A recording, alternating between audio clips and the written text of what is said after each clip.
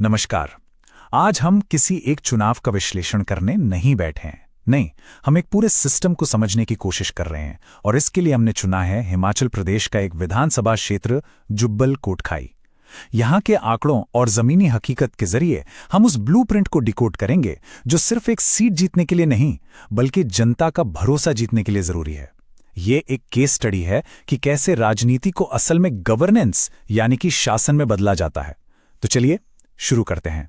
जरा इसे देखिए, यह है जुब्बल कोटखाई। पहली नजर में शायद आपको यह सिर्फ एक नक्शा लगे, एक चुनावी क्षेत्र, लेकिन असल में ये एक पूरे आर्थिक इकोसिस्टम का दिल है। यहां दांव पर सिर्फ एक विधायक की कुर्सी नहीं है, बल्कि 6,000 करोड़ रुपए की सेब की अर्थव्यवस्था है। और ये पैसा किसी बड़ी कंपनी का नहीं, ये हजारों परिवारों की रोजी रोटी है, उनकी जमीन, उनके पेड़, उनकी साल भर की मेहनत। इसीलिए यहां की राजनीति सिर्फ भाषणों से नहीं बल्कि सेब की हर एक पेटी से तय होती है। किसी भी रणनीति का सबसे पहला उसूल होता है जमीन को समझो।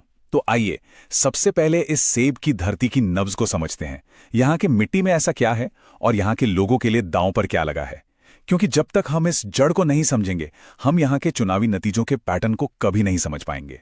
जुब्बल कोटखाई में एक कहावत है कि यहाँ अर्थव्यवस्था पेड़ों पर उगती नहीं, यहाँ तो पेड़ ही पूरी अर्थव्यवस्था है। और ये सिर्फ कहने की बात नहीं है। आप सोचिए, बाग के मालिक से लेकर सेब तोड़ने वाले मजदूर तक, पैकिंग करने वालों से लेकर ट्रांसपोर्टर तक और बाजार के आड़ती तक, इन सब की जिंदगी इसी एक फसल के इर्द गिर्द घूमती है। तो जब मौसम बिगड़ता है या बाजार में दाम गिरता है तो उसका असर सिर्फ एक किसान पर नहीं पड़ता, बल्कि पूरे के पूरे समुदाय की आर्थिक स्थिरता हिल जाती है। यही वो बुनियाद है जिस पर यहाँ का हर राजनीतिक फैसला टिका होता है। ये आंकड़ा 6,000 करोड़ रुपए, ये सिर्फ एक नंबर नहीं है, ये इस पूरे क्षेत्र पर मौजूद उम्मीदों और दबाव का प्रतीक है। जरा सोचिए, जब किसी एक फसल पर इतनी बड़ी अर्थव्यवस्था टिकी हो तो सरकार से उम्मीदें भी उतनी ही ज्यादा होती हैं। अच्छी सड़कें, कोल्ड स्टोरेज, मार्केट तक आसान पहुंच, फसल का सही दाम, ये सब यहाँ के लिए महज राजनीतिक वादे नहीं हैं, बल्कि ये जिंदा रहने की, अपनी मेहनत का फल पाने की बुनियादी जरूरतें हैं। इसी नंबर के सामने हर सरकार का रिपोर्ट कार्ड बनता भी है और बिगड़ता भी है। यहाँ के वोटर के लिए सेब सिर्फ एक फल नहीं है, ये उनके बच्चों का भविष्य है।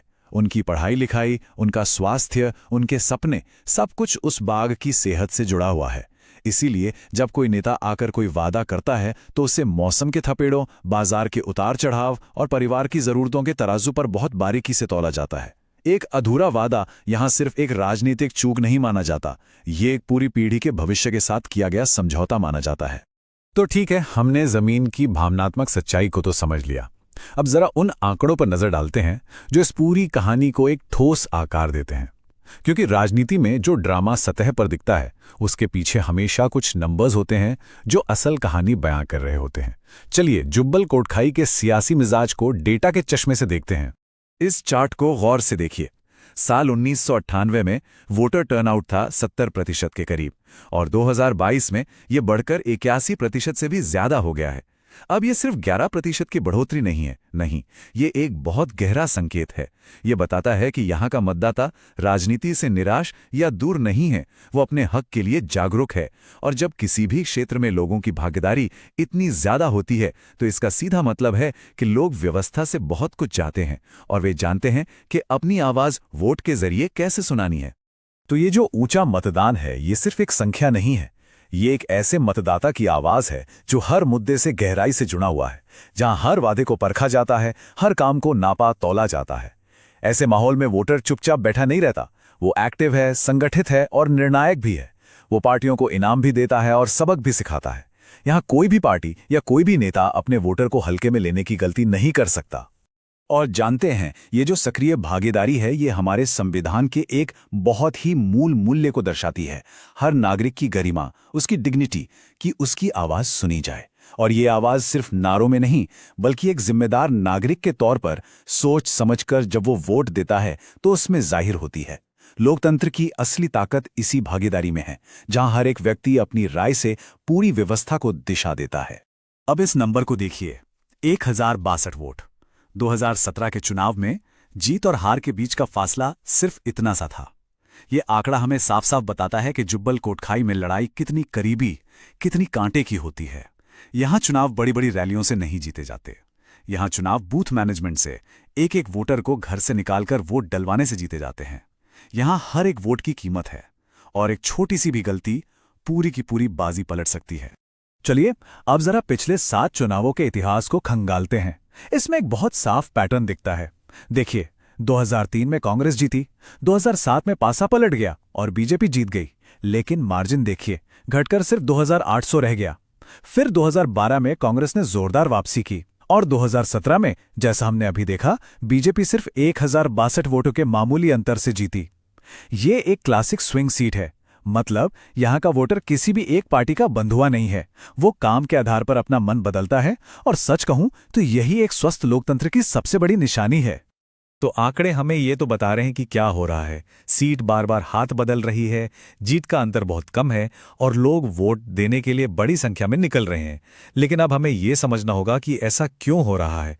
इसके लिए हमें ज़मीन पर मौजूद उन समस्याओं को, उन दरारों को, उन शिकायतों को सुनना होगा जो मतदाताओं के मन में है और जो हर चुनाव में नतीजों को इस या उस तरफ मोड़ देती हैं। अगर आप जमीन पर जाकर लोगों से बात करें तो 4 मुख्य शिकायतें बार बार सामने आती हैं। पहली, बेमौसम बारिश और ओलावृष्टि से फसल का भारी नुकसान, जिसके लिए कोई ठोस सुरक्षा का सिस्टम नहीं है। दूसरी, सेब की गिरती कीमतें और ये डर कि बाजार में बड़े खिलाड़ी मिलकर दाम को कंट्रोल कर रहे हैं। तीसरी, सड़कों जैसे बुनियादी ढांचे की सालों से चली आ रही कमी। और चौथी, कोल्ड स्टोरेज और प्रोसेसिंग यूनिट्स का ना होना, जिसकी वजह से फसल को ज्यादा दिन तक रोका नहीं जा सकता और किसानों को उसे औने पौने दाम पर बेचना पड़ता है। एक बागबान के लिए एक टूटी हुई सड़क सिर्फ आने जाने में होने वाली असुविधा नहीं है।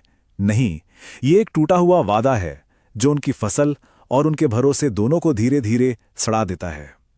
जब सेब से लदा हुआ ट्रक वक्त पर मंडी नहीं पहुंच पाता तो वो सिर्फ सेब नहीं सड़ता, उस किसान की साल भर की मेहनत सड़ जाती है। ठियोग घाटकोटी सड़क का सालों से अधूरा पड़ा रहना सिर्फ एक प्रोजेक्ट की नाकामी नहीं है, ये सरकार की विश्वसनीयता पर हर रोज लगने वाला एक सवालिया निशान है। अच्छा, अब जब हम समस्याओं को समझ चुके हैं तो चलिए इस विश्लेषण को एक कदम और आगे ले जाते हैं और गहरा करते हैं। अब हम यहाँ के मानवीय और राजनीतिक समीकरणों को देखेंगे, क्योंकि चुनाव सिर्फ मुद्दों पर नहीं लड़े जाते, वो चेहरों पर, परिवारों की विरासत पर और पार्टियों के अंदरूनी समीकरणों पर भी लड़े जाते हैं। चलिए इस स्विंग सीट की पूरी बनावट को समझते हैं। तो मैदान में 2 मुख्य चेहरे हैं। एक तरफ बीजेपी के चेतन सिंह बरागटा, एक नए उम्मीदवार जिनके पिता एक बहुत सम्मानित मंत्री थे, और दूसरी तरफ कांग्रेस के रोहित ठाकुर, जो खुद एक अनुभवी विधायक हैं और जिनके दादा पूर्व मुख्यमंत्री रह चुके हैं। ये वोटर के लिए एक बहुत ही क्लासिक चुनावी पसंद है। एक तरफ एक युवा चेहरा है जो एक मजबूत विरासत के साथ व्यवस्था में बदलाव का वादा लेकर आया है, तो दूसरी तरफ एक स्थापित नेता है जिसके पास अनुभव भी है और एक पुरानी राजनीतिक विरासत का समर्थन भी। तो वोटर के लिए ये चुनाव एक तरह से निरंतरता और परिवर्तन के बीच का चुनाव है। बीजेपी के लिए भी यहां कुछ गहरी चुनौतियां थीं।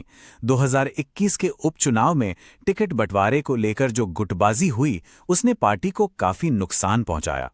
देखिए, जब लड़ाई ही 1000-1500 वोटों की हो तो पार्टी के अंदर का एक छोटा सा मतभेद भी हार की बड़ी वजह बन सकता है। इसके अलावा पार्टी के पास कोई मौजूदा विधायक नहीं था, जिसका मतलब है कि जमीन पर सरकार का काम दिखाने वाला कोई सीधा चेहरा मौजूद नहीं था। और बरागटा बनाम ठाकुर परिवारों की जो पुरानी सियासी प्रतिद्वंद्विता है, वो भी इस समीकरण को और ज्यादा जटिल बना देती है।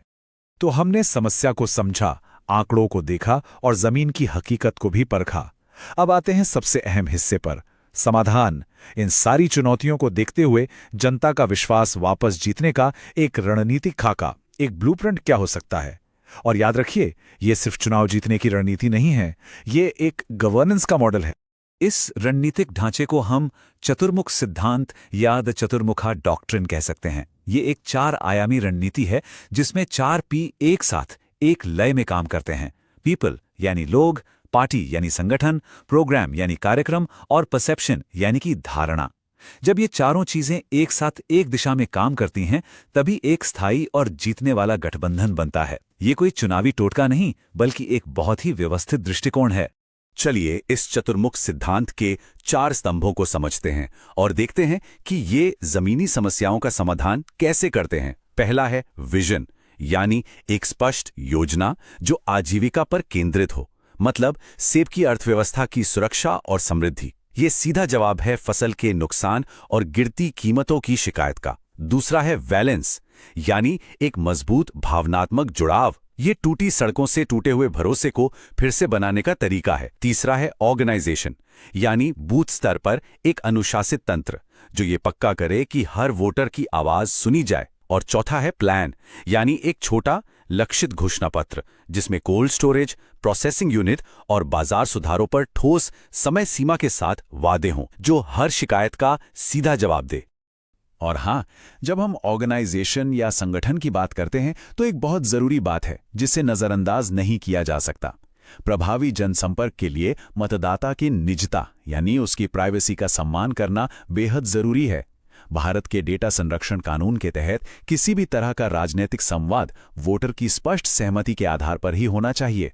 बिना सहमति के डेटा का इस्तेमाल करना न सिर्फ गैर कानूनी है बल्कि ये भरोसे को तोड़ता है। और जैसा हमने देखा, जुब्बल कोटखाई में सारा खेल भरोसे पर ही जीता या हारा जाता है। तो अब हम अपने विश्लेषण के अंत की ओर बढ़ रहे हैं। यहां हम सिर्फ चुनाव जीतने की रणनीति से आगे बढ़कर शासन करने के असली मकसद पर बात करेंगे, क्योंकि जनादेश मिलना, मैंडेट मिलना सफर का अंत नहीं है, बल्कि वो तो जिम्मेदारी की असली शुरुआत है। असली काम तो चुनाव के बाद ही शुरू होता है। ये एक लाइन इस पूरे विश्लेषण का सार है। अगर आप भीड़ खरीद सकते हैं तो आप शोर किराए पर ले सकते हैं, लेकिन अगर आप जीत चाहते हैं तो आपको विश्वास अर्जित करना होगा, कमाना होगा। जुब्बल कोटखाई जैसे जागरूक क्षेत्र में चुनावी शोर कुछ दिनों तक ही रहता है, लेकिन जमीन पर किया गया काम और लोगों का कमाया हुआ भरोसा सालों तक कायम रहता है। स्थायी राजनीतिक शक्ति का आधार केवल और केवल विश्वास है। तो सवाल ये है कि क्या एक राजनीतिक जीत अंत है या एक नई शुरुआत? If you want to become a people-centric leader and uplift your constituency, get in touch with blueprintstrategies.ai at mgr@blueprintstrategies.ai or call 080-4204-1602. Purpose Beyond Politics.